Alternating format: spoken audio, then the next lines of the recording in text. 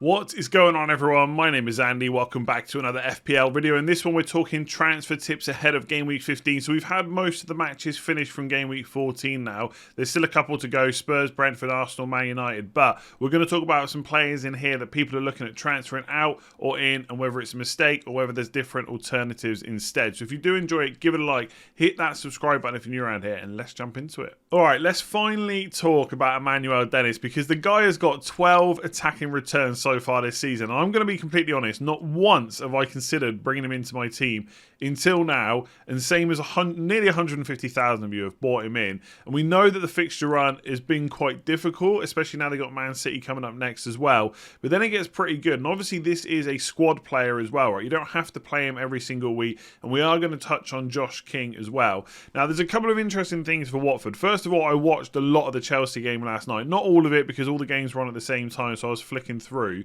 But I tweeted that I was quite impressed, right? They were, I would say Watford weren't afraid. Because sometimes you get teams, they're in a relegation fight, they really don't want to lose, so they kind of play low block, they just try and soak up pressure over and over again. Watford didn't really do that. They were quite aggressive in trying to win the ball back. Obviously, Sissoko's really good at that as well, and then setting the attack forward. And they just kind of went for it, I think, is the best way I could describe how Watford played. And they did kind of target the left side. There's a pass map going around on Twitter where they really did attack that left side where Alonso was. And it is worth saying that Chelsea weren't quite the same Chelsea, right? They had Saul in centre midfield. He was really poor. Alonso played left back, or left wing back, of course. Reece James wasn't in the team. So it was a little bit of a different side to normal for Chelsea. But take nothing away from Watford, they were good.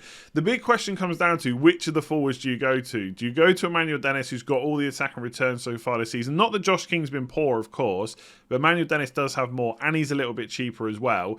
Now, there's talk about African Cup of Nations. I've talked about it as well, but upon further reading, right, and again, I saw a tweet from FPL Physio on Twitter this morning saying that according to The Athletic, there's Watford aren't really expecting Dennis to go away from African Cup of Nations. He wasn't in the last squad, right? Now, there is a chance, because he's playing so well, that they call him up, and we'll have to wait and see if that happens. But as of right now, there's no expectations for him missing in January, so that shouldn't really be a reason to go for King instead.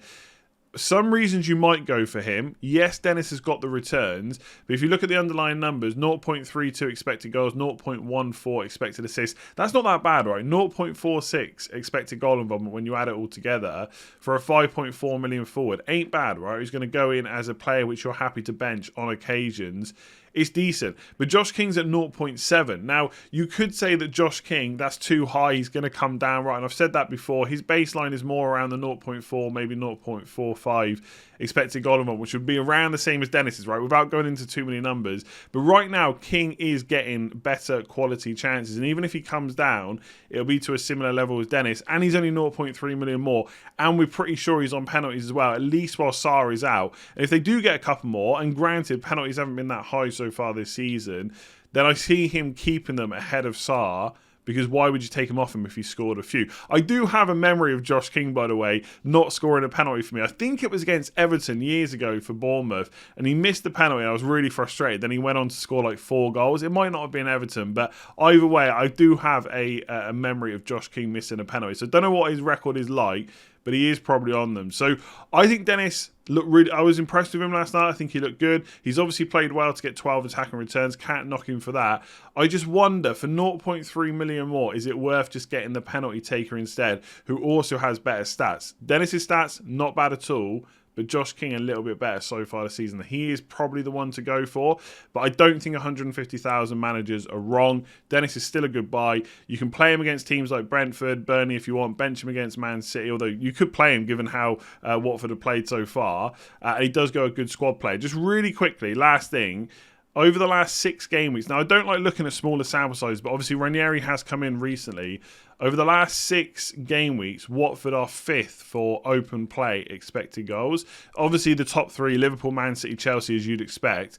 Then it's actually Crystal Palace, interestingly, and then Watford. So Watford are attacking well right now. They might still be shipping goals, but in attack it's decent. So Dennis is good. I just wonder if Josh King's better. Let me know in the comments below who you prefer. So it wasn't quite the fairy tale ending that we wanted with Raul Jimenez against Burnley. Didn't get any returns against Norwich either. So anyone that went for that 2-week punt is probably extremely frustrated with him. And again, I watched a bit of that Wolves game. They didn't really have too many chances. The only one that sticks out in my mind is the Traore one where he was through. He could have passed to Jimenez, and Jimenez would have been basically one-on-one with the keeper. He almost certainly would have scored that chance. I'm pretty sure of it. But Traore took the shot on instead. And after that, they didn't really have too many chances. I watched the last half an hour, and it was just so poor. And to be honest, his numbers haven't even been that good. Like 0.25 expected goals per 90, 0.12 expected assists. These are pretty rubbish numbers for a forward that costs 7.8 million. And I maybe have been a little bit fortunate to get the amount of returns that I've got, but I'm not going to complain about that whatsoever. I need a little bit of luck. Everyone does, right? And the fixtures are pretty poor, right? Over the next 6, they've got to play Liverpool, Man City, Chelsea in the next 4, to be fair. And Brighton away is not that easy either. So it's about as difficult as it gets. I mean, to be honest, Wolves, at the start of the season, they weren't that bad on the counter. So I wonder if playing these teams might help them a little bit. But you're still not going to keep players for those fixtures. Watford at home in Gameweek 19 is the only real one you'd really want Jimenez for. And that's just too far away, right? And look at those of us that have got stuck with Antonio. You don't keep players for really bad fixtures. That's what Jimenez has got. So 61,573 people have already transferred him out. I don't really see any reason to keep him other than the fact that you maybe got such a good squad that you can bench him for this week and maybe deal with it next week and decide what to do. Like if you're not confident or sure of what you want to or who you want to bring in for him. Now, I've got to be honest, I still think the forwards are a little bit hard to fully decide on what to do. So if you want to go cheaper, I think Dennis and King, who we've just talked about, are probably the ones to go for. I wouldn't write off Pukki either. But I just think in the kind of slightly shorter to medium term, Watford's fixtures are probably a little bit better. And I think I also trust Watford a little bit more in attack as well. So I'd probably go for King over Pukki, like if you're going cheap. I mean, Adam Armstrong, if he keeps starting for Southampton, he could be an option. But even though he's only missed 2 games so far, I still got that slight doubt in my mind every single week of whether he's going to play. If you've got a little bit more money to spend, then we've got Gabriel Jesus, who I talked about yesterday, started again, another return. And I think, look, again, he's not going to play probably every single game over Christmas. But again, and I can sound like a broken record, I could pretty much say that about every player, because when the games are coming thick and fast, it is difficult to decide. The only issue is, for any player that played this week, like is in this midweek, you're probably going to be a little bit less confident for the weekend. But going forward, I think Jesus will get enough minutes. Like I said, I still think he's pretty much in the first choice 11 right now for Man City. But again, Grealish and Foden are going to be back soon. Pep was praised in Sterling as well. Mahrez hasn't played that bad either. Got to fit in Bernardo Silva, Gundogan, etc. So it is difficult to get into that City team and stay there because they've got so many quality players and they've got a few coming back from injury as well. But I do like Jesus. If you haven't got Antonio, it's not a bad time to buy him. Maybe not this week because you've got Chelsea at home. So again, maybe you could bench Jimenez if you've got a decent team and just get rid of him next week. But from next week, Antonio's fixtures get pretty decent. His numbers are still looking good. I know his returns have been poor. Anyone that got rid of him, happy days. But now is the time that people are going to start to look to get him back. So he's a good long-term swap, but maybe not for this week. Otherwise, it's really difficult. You may be looking at players like Tony, see how he performs against Southampton. They got 2 good fixtures to come. Leeds away, Watford at home. Nailed 90 minutes penalties over Christmas is not that bad. But there ain't a huge amount of options. The other thing you could do is just drop him to like a 4.4 million forward, like Lacadia at Brighton or Davis at Villa, who just aren't going to play. Have them as your third bench spot, just a dead spot. You bench them every single week and make sure you've got 2 playing bench options and just put the rest of the money in your team. I don't think that's necessarily out of the question. I know we're coming into Christmas. I know people are going to bang on about having playing subs, but I think 2 is enough, to be honest. Even this week, where there's worries about James, worries about Saka, etc., I've got a Man City player and all that stuff. I'm probably still going to field 11 players with just Brownhill and Livramento on my bench. I don't feel the need to have that third sub. So not too many options. It is time to get rid. One player we could go for, we're going to talk about in a minute, which is Ollie Watkins.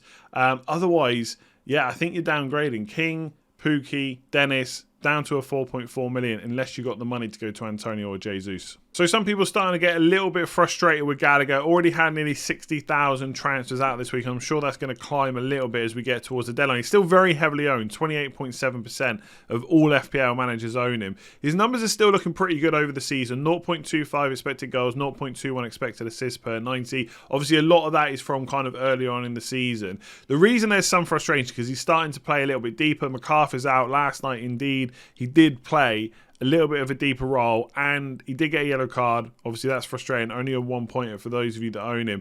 So going forward, the question is he going to get back to where he was before? There is a chance that happens, but obviously it depends who else is going to play. I had a look at the numbers from last night. So we had 1 shot in the box and 2 shots in total over the course of 90 minutes, 0.29 expected goal involvement. So it wasn't that bad, but not great either. I think if I had him, I'd be tempted to hold just a little bit longer, right? I know Man United away is not ideal, but obviously people knew that when they bought him in. Everton, Southampton, Watford, Norwich are pretty good after that. So 4 of the next 5 after Man United aren't too bad as far as fixtures go. And there is a chance that he goes a little bit further forward, starts having more shots, arriving in the box and all that good stuff that he did earlier on in the season. The only reason I would side with possibly holding him this week is it lets you just assess before game week 16, because there are players you could go for then, right? So Arsenal fixtures from game week 16 onwards aren't that bad. You could go for Saka if he's fit. Obviously, we'll have to wait and see what happens tonight and then again at the weekend, because we haven't heard from Arteta on Saka since the initial injury happened. Obviously, you've got Bowen, but if you bring him in this week, then he's playing against Chelsea. So again, I don't know if it's the right week to bring him in. Maddison, we're going to talk about in a minute as well, is doing really well. If you've got a little bit more money to spend, he could be an option possibly as a short term. But ultimately, unless you've got like a lot of money to spend, there aren't too many out-and-out standout options right now to go and buy instead. Rafinha, for example, has a good fixture this weekend. But again, it's one good fixture and then the fixtures turn really bad. And I think we'll start to see people looking to sell him. So the only...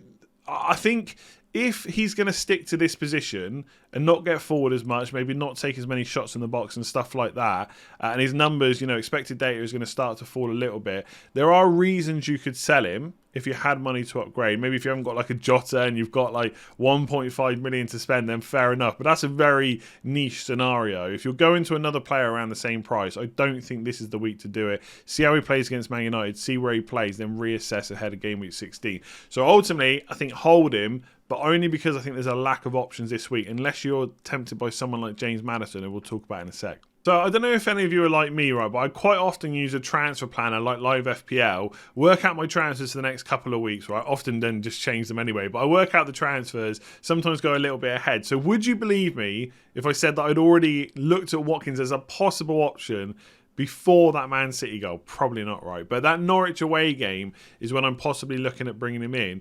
because 7.4 million is a pretty good price. And again, there's not that many forward options. I don't want to keep talking about if Bamford was fit, if Calvert-Lewin was fit. They're not. They don't matter. And there's not too many options right around that price. If we're just saying that Jimenez is a no-go now, Antonio's obviously a little bit more expensive, King, Pukki, etc. are all cheaper. Around that 7.4, Watkins might be the best option, right? And I don't think that Leicester at home is that bad of a fixture to bring him in for, because they ain't keeping any clean sheets at the moment. It does mean you've then got to play him against Liverpool away or bench him. So it might not be the most ideal time for your team to bring him in. But if you've got a good bench, you could play him against Leicester, rest him, or rest him, like as if you need to rest your FPL players. Rotate him out for Liverpool away, and then maybe play him again like Norwich, Burnley, Leeds, right? They've got some good fixtures coming up. I do think, obviously, in terms of how Villa set up when everyone's fit, it's going to be interesting to see. Obviously, Ings isn't quite fit at the moment, so will Gerrard put him into the team? I think for the way Gerrard seems to want to set up, is pressuring, winning the ball back. Watkins is like perfectly suited as that as a forward, right? We know how good he is at pressing from the front, so I think he fits in for Gerrard's team maybe a little bit better than Ings would. I'm not saying that Ings is bad at that and he can't do it, but I don't think he can do it as well as Watkins. Whether he'll play them together, still, we'll have to wait and see exactly what happens. But I think Watkins is going to be pretty nailed, which is why I like him. And they have had some tough fixtures, right? Playing Man City, you don't want to take too much away from that. But I think a lot of teams would have collapsed at 2-0 down, whereas Villa go and get the goal and it just ends 2-1. So not a bad result, to be fair, for Gerrard, and they've got good fixtures coming up. The thing that kind of puts me off is the numbers this year is expected goals, 0.29 per 90. That is down from last year. It was 0.39. In fact, his total expected goal involvement last year was 0.51 per 90, right? So that's an XG plus expected assists, which is pretty good, right? Especially for a nailed-on player that often gets 90 minutes as well. And I do think because obviously Dean Smith was there, they've changed manager, they've changed maybe tactics, strategy, all that stuff. At the start of the season, there was new players to kind of bed in that Dean Smith had, right? New transfers in. They played different formations. There wasn't much kind of reliability in how Villa were going to play every single week. Reliability is not the word, but I can't think of the word I want to use it. Consistency, right? Who would think I make videos? I could edit this out, but I'm not gonna. There was no consistency in how Villa were kind of setting up, whereas I think there will be now, and I think that will help Watkins kind of get used to, hopefully getting more goals, hopefully getting more assists. So again, I'm not saying you have to go out there rush to buy him right now. Like 30,000 people nearly have brought him in already. Fair enough. You don't have to rush out and do that. You could wait till Norwich. You could see what happens in the next 2 games. But I think he's going to be pretty nailed on under Gerrard. I think they're going to do well. Norwich, Burnley, Leeds coming up are good fixtures, and Leicester ain't that bad either. So for that price point, where there's not too many other options, if that's the kind of money you want to spend, you want to target those fixtures, Watkins could be all right, So every season, I think I have owned James Maddison before, but in the last few seasons it feels like he goes on a bit of a run. I ignore him. He keeps going on that run, and I think it's going to stop, and eventually it does, right? He's not this player that's going to keep returning every single week like a Mo Salah, but why would he need to, right? He's only 6.7 million. And I did get asked about him I think it was on the Gameweek preview. Someone asked about Maddison plus Norwich in the same question. And to be honest, I didn't completely write him off, right? So at least that's kind of one thing or one plus for when I talk about him now. I don't think my opinion's changed that much. I think he's fine. Obviously, he's a little bit more expensive now. He's 6.7. He was 6.6 before Game Week 14. And again, around that price, right, we've already spoken around Gallagher. People getting frustrated with him. Maybe you can go Bowen. People probably don't want to go for Saka, I would assume, because he's only got 1 return or 1 goal in like the last 6 games or something like that. And he could even be injured as well, right? So there's not a huge amount of players below 7 million. Rafinha just about to have a really bad run of fixtures. So I don't think he's that bad, right? Maddison as a pick. His numbers look okay. They look the same as kind of the last 3 or 4 seasons. Slightly more expected goals than expected assists, which is better, right? Because you get more points for them. So I don't think he's a bad option. There are some maybe minutes concerns because he hasn't always played like 80 to 90 minutes week in, week out. Leicester have got the players to rotate if they want to, change formations. So there are some question marks over him. And then it depends how you look at the fixtures, right? You could say that after Villa away, Newcastle at home, they got to play Spurs, Man City, Liverpool. Not going to be easy. Or you could look at it, next 4 fixtures, Villa, Newcastle, Spurs, Everton, which aren't that bad, right? They're not great, but they're okay. Would I go and spend a transfer on Maddison? I probably won't. I'd probably look to get Bowen because West Ham's fixtures are just coming up, are just so good. And I think although he missed the game the other day, I think it was against Man City, I don't think that's going to be a sign of things to come. I think more often than not, he is going to play. That was just a change of tactics for that particular game. So I think for a little bit less money, Bowen is probably a better option. But outside of that, there just aren't that many options. So if you want to go for Maddison, you've already got Bowen, you don't fancy him.